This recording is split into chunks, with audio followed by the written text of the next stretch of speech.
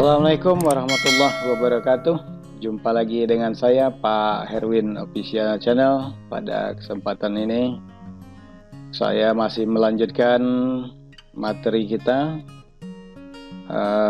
kemarin tentang layer 7 lapisan OSI, dan di dalamnya ada yang namanya TCP dan UDP. Nah, TCP dan UDP ini memang sangat erat hubungannya dalam komunikasi data pada jaringan komputer, karena dia saling berkaitan dan saling bantu-membantu untuk satu tujuan, yaitu tercapainya data ke host tujuan. Baik, kita sekarang tentang TCP dan bagaimana cara TCP dan UDP bekerja pada jaringan komputer saat ini. Walaupun dia berkaitan satu dengan yang lain, cuman dia mempunyai perbedaan yang lumayan tidak begitu jauh. Yang pertama, UDP ini merupakan perangkat software, perangkat lunak, perangkat protokol internet yang memungkinkan mengirim pesan dari komputer ke komputer lain melalui jaringan tanpa adanya komunikasi awal. Jadi dia tidak ada handshaking, jadi langsung data dikirim. Sedangkan TCP dia merupakan bagian inti dari internet, yaitu IP address, yang kemudian disebut kemarin kita sudah menjelaskan juga video sebelumnya, yaitu tentang TCP/IP yang berada di layer transport. Nah, kita kemarin sudah mempelajari di layer transport itu memiliki urutan data yang sangat rapi sekali dan menyediakan komunikasi yang dapat diandalkan. Nah, sekarang bagaimana TCP dan UDP ini bekerja dan bagaimana pemanfaatannya pada aplikasi di kegiatan kita sehari-hari. Oke, jadi bagaimana protokol pada transport layer itu? Jadi di sini tadi ada transport layer, membedakan data aplikasi yang satu dengan aplikasi yang lainnya. Nah, untuk ini bisa dilakukan dengan memanfaatkan nomor port namanya. Jadi ada nomor port yang digunakan pada masing-masing aplikasi. Jadi bisa memanfaatkan nomor port. Sedangkan protokol TCP dan UDP mendukung nomor port jika kita lihat pengalamatannya di layer 4. Jadi nomor port itu bekerja pada layer 4 lapisan OSI. Sedangkan pengalamatan di layer 3 seperti yang kemarin itu adalah alamat IP address. Sedangkan pengalamatan pada layer 2 itu adalah kemarin MAC address. Nah, semuanya dengan fungsi spesifik masing-masing. Oke, kita lanjutkan dengan port addressing. Nah, tadi ada membedakan aplikasi itu dia bekerja, jadi dia tidak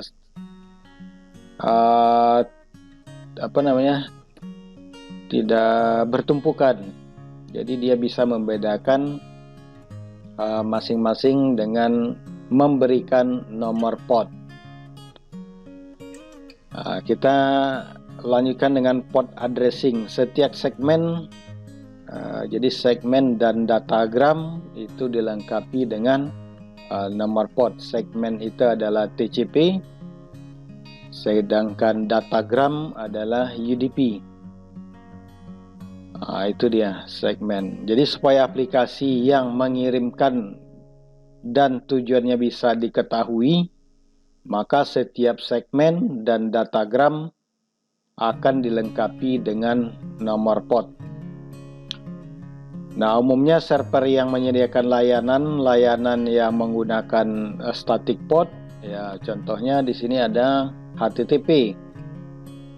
HTTP itu bekerja layanannya pada port 80. Kemudian ada juga HTTPS di port 443. Kemudian ada FTP pada port 21, kemudian ada SSH port 22, kemudian juga DNS itu port 53, dan masih banyak lagi layanan lainnya, dan semuanya dia akan memberikan nomor port masing-masing. Nah, nanti klien akan menggunakan alamat port yang dinamis atau acak. Nah, kita lihat contoh gambar di sini, misalnya pada gambar di sini kita dapat melihat bahwa electronic mail itu dia membuka destination portnya adalah port 110 di sini ya. Dia membuka port destination portnya adalah 110, sedangkan application layernya adalah electronic mail. Nah, itu dia. Kemudian di sebelahnya ada HTML page, dia menggunakan request HTTP, itu bekerja pada application port 80, jadi menggunakan dia port 80 HTTP, sedangkan HTTPS port 443. Kemudian internet chat, misalnya dia menggunakan port 531, sekarang dulunya IRC, sekarang sudah tidak dipakai lagi. Nah, inilah nomor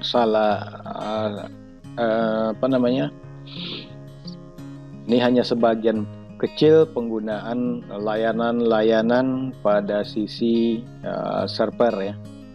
Di setiap server dia melayani beberapa port, ada port 80, SSH juga ada. Nah, ini hanya sebagian kecil saja. Nah, nomor-nomor ini adalah nomor port tujuan yang akan digunakan nanti dari sisi pengirim. Nah, maksudnya di sisi pengirim itu adalah klien, dia mau mengirim ke server. Nanti server harus membuka port-port ini supaya bisa dihubungi oleh klien-klien yang akan memanfaatkan layanan tersebut. Misalnya di server kita menggunakan, kalau misalnya ada server layanan email, maka akan membuka port 110. Kemudian apabila ada server yang melayani IRC misalnya, maka dia akan membuka port 531. Nah, contoh saya lihatkan, misalnya saya di sini sudah ada menginstal di VirtualBox sebuah server yang di situ sudah running beberapa port. Nah, sekarang saya akan coba port-port apa sajakah yang disediakan atau dilayani oleh server yang saya install ini. Kita bisa menggunakan perintah nmap localhost ya. Nmap localhost. Nah, di sini kita bisa melihat layanan yang disediakan oleh server. Yang pertama ada port 22, itu adalah SSH secure shell. Kemudian ada port 53, itu adalah DNS. kemudian port 80 HTTP, dan di sini port 110. POP3 itu email, 143 ini aplikasi layanan email, IMAP, 443 HTTPS, dan seterusnya. Ini masih banyak layanan-layanan yang disediakan oleh server yang saya gunakan di sini. Oke, kita lanjutkan. Nah, jika sebuah server memiliki dua layanan, misalnya tadi kan sudah ada layanan HTTP di sini. Ada HTTP, saya contohkan HTTP dan SSH, Secure Shell. Ada dua layanan. Layanan SSH pada port 22 dan web pada port 80. Maka klien akan mengakses layanan SSH, akan mengirimkan sebuah segmen yang ditujukan ke destination port 22. Lalu kemudian apabila ada klien yang meminta layanan port 80 untuk konten halaman web, maka dia akan melayani pada port 80. Dengan demikian, saat server menerima segmen ini, maka server kemudian dapat memilah klien ini untuk web dan ini untuk SSH misalnya. Contoh, saya akan melakukan SSH ke server misalnya. Nah, ini saya sudah melakukan Secure Shell ke server lokal saya. Nah, di situ kita bisa melihat net start, kemudian garis grep HTTP. Nah, di sini yang melayani HTTP adalah pada IP ini 192.10.10.227. Kemudian titik 2 ini nomor port. Sebetulnya karena HTTP itu sudah standar, maka dia akan langsung menuliskan HTTP, tidak nomor port lagi. Biasanya port 80 di sini tertulis. Nah, siapa yang meminta layanan ini? Nah, layanan ini diminta oleh IP 192.10.10.237. Nah, berarti ini adalah port HTTP. Ini untuk port HTTP ya. Nanti yang SSH bisa kita lihat. Nah, sekarang kita lihat apa betul 237 ini IP saya. Itu bisa kita lihat di network. Kemudian change adapter setting. Di sini ada WiFi. Sebetulnya saya menggunakan WiFi. Kita lihat IP addressnya. Nah, betul, IP address saya 192.10.10.237. Berarti betul dari IP laptop yang saya gunakan. Ini berarti kliennya kemudian akan memberikan nomor dinamik. Jadi secara dinamis klien akan memberikan nomor port acak, yaitu 55230. Nah, nomor ini akan berubah ketika kita mengakses ulang. Coba saya contohkan. Apabila saya akan meminta request ulang 192.10.10.227 misalnya. Oke, kita lihat di servernya. Net start grep HTTP. Oh, ini belum berjalan ya. Kita coba sekali lagi. Oke. Nah, ini akan berbeda.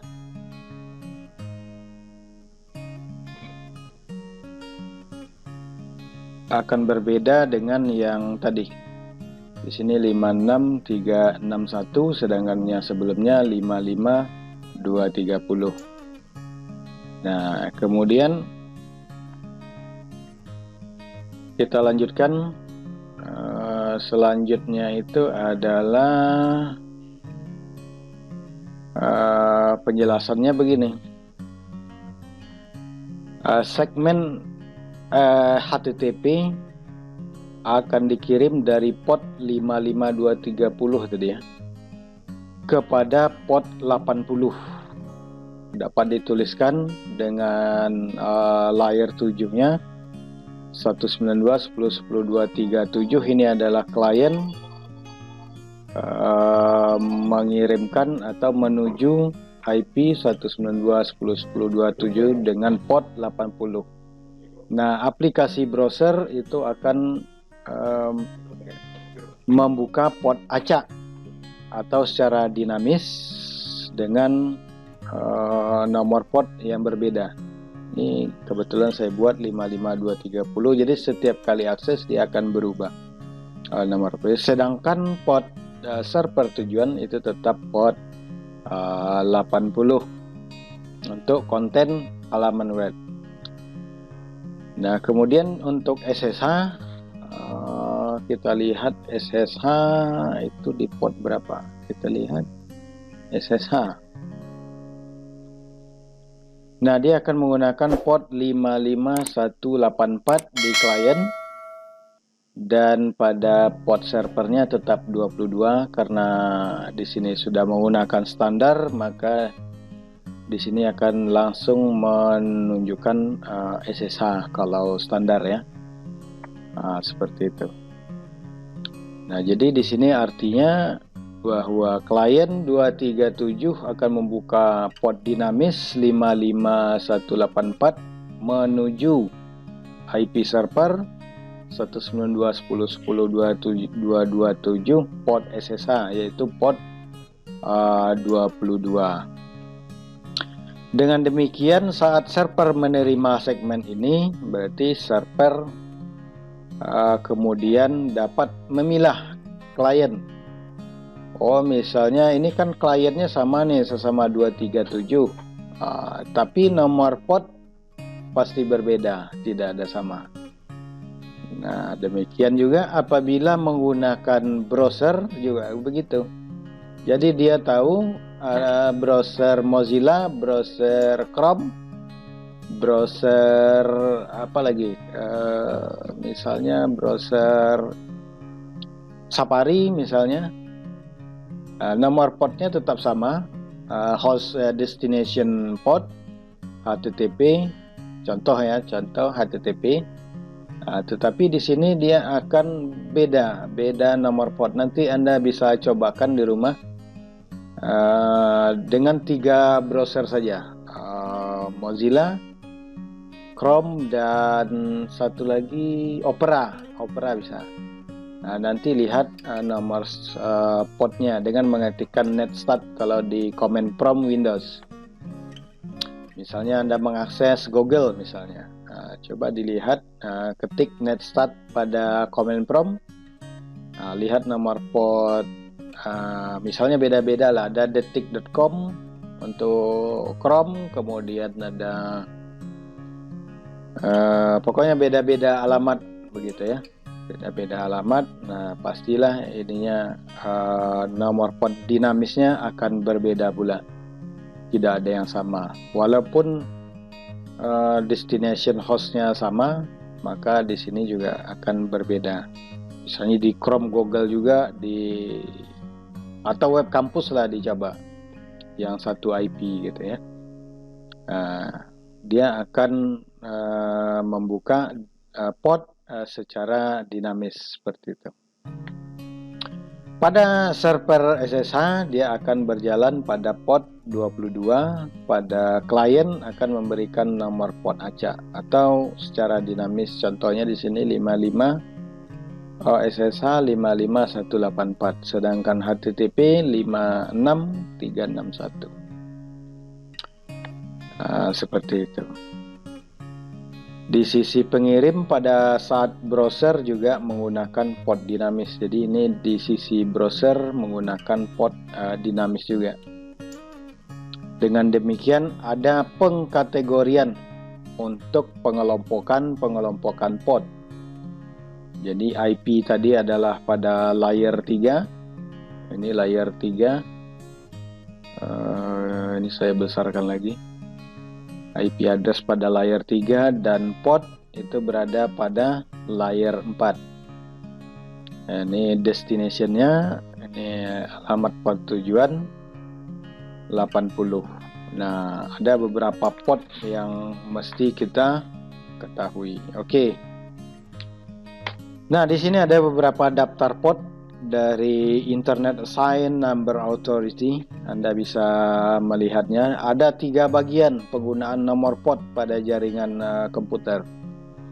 Yang pertama adalah well-known port. Itu dimulai dari port 0 sampai dengan port 1023. Nah, ini digunakan pada reservasi oleh aplikasi dan layanan umum seperti yang tadi, HTTP, email, kemudian ada web server, ada SSH, dan lain sebagainya. Ini sudah dijatah ya.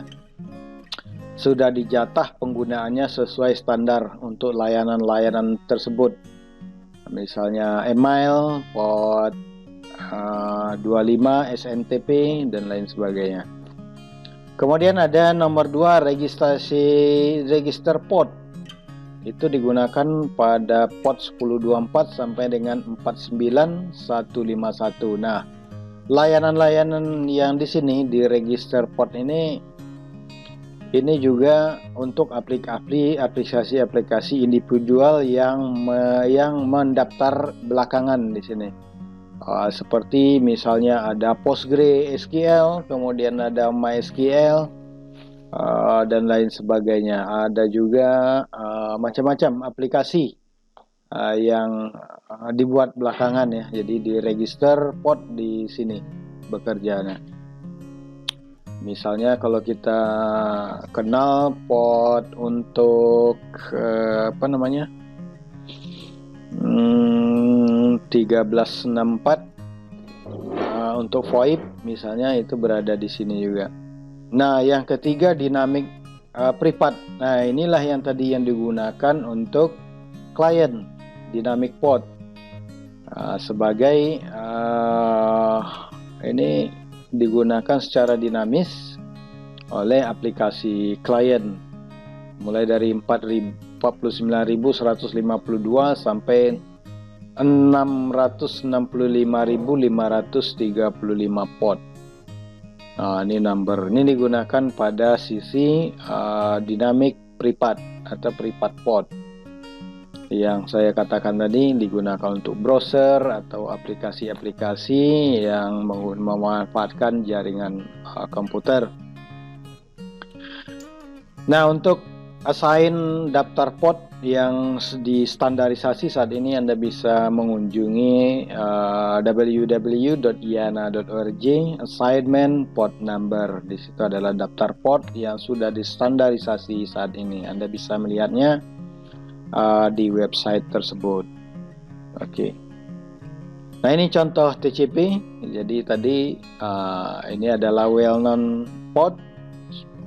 Contohnya ada FTP, Telnet, SMTP, HTTP, POP3, kemudian IRC ini sudah tidak digunakan lagi, dan HTTPS, Secure Shell, Secure HTTP 443. Ini yang sudah standar. Kemudian yang ini adalah alternatif yang pada register port tadi yang saya bilang, model MSN Messenger dan lain sebagainya. Ini di register port artinya aplikasi yang belakangan muncul atau dibuat belakangan, itu diregistrasi di register port. Sedangkan privat ini aplikasi pada browser, seperti contoh yang saya tampilkan tadi. Nah, ini port addressing tadi di register port. Ini pada UDP ya. Jadi yang tadi ini pada sisi TCP. Ini yang digunakan untuk TCP, dan ini ada UDP. UDP itu contohnya adalah Radius Server, Cisco VoIP. Ini VoIP yang saya katakan tadi. Kemudian ada RTP. Kemudian well-known port itu ada RIP. Ini dynamic router. Ada TFTP. Ini boot untuk kayak bootable untuk Ethernet ini pakai TFTP.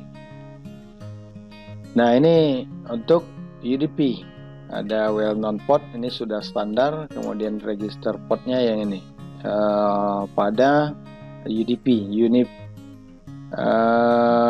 Universal Datagram Protocol. Nah, kita lanjutkan. Nah, ada juga port yang digunakan bersamaan. Ada yang bersamaan. Contohnya apa? Contohnya pada well known port atau yang sudah distandarisasi oleh IANA, itu ada DNS, kemudian SNMP, kemudian IRC, ini sudah tidak digunakan lagi, dan masih banyak yang lain. Register port itu Microsoft SQL, MySQL, Postgre, dan lain sebagainya. Itu kan aplikasi-aplikasi yang belakangan dipakai seperti itu. Nah, demikian saja kira-kira penjelasan. Nanti Anda bisa mencoba buka browser untuk praktikumnya dan lihat nomor-nomor port ini. Nah, kemudian nanti untuk apa gunanya port ini? Ini nanti di jaringan kita perlu untuk ada beberapa port yang kita tidak perlukan. Jadi nanti bisa kita blok, diblokir pada firewall karena itu akan memberatkan pada jaringan komputer. Oke, itu saja. Jadi tugasnya sudah tahu. Anda akan mencoba lihat. Mungkin SSH mungkin tidak bisa Anda lakukan. Kalau bisa ya syukur. Kalau Anda bisa pakai HTTP saja dengan menggunakan 3 buah browser yang berbeda, yaitu Chrome, Mozilla, dan Opera, dengan target destination yang sama, misalnya Google atau website kampus. Nah, lihat IP tujuan itu dia buka portnya tetap HTTP, berarti di kliennya akan terlihat berapa port dengan mengetikkan netstart di command prompt di CMD. Kalau kebetulan saya nih pakai Linux, jadi bisa juga netstart. Nah, di sini ada. Nah, di situ lihat destinationnya nih HTTPS. Ada SSH juga nih 227. Ini 227, ini port SSH 55184 tadi masih sama. Nah, masih established, itu berarti sedang berlangsung. Nah, ini sudah close. Ada yang akan memulai, ada yang sedang berlangsung. WhatsApp dia masih berlangsung juga dengan menggunakan port 5696. Oke. Demikian saja penjelasan singkat dari saya. Selamat mengikuti membuat tugas, nanti ditunggu laporannya. Oke, apabila video ini bermanfaat, jangan lupa tekan subscribe, like, and comment, dan juga loncengnya diaktifkan. Sampai jumpa lagi pada video berikutnya. Assalamualaikum warahmatullahi wabarakatuh.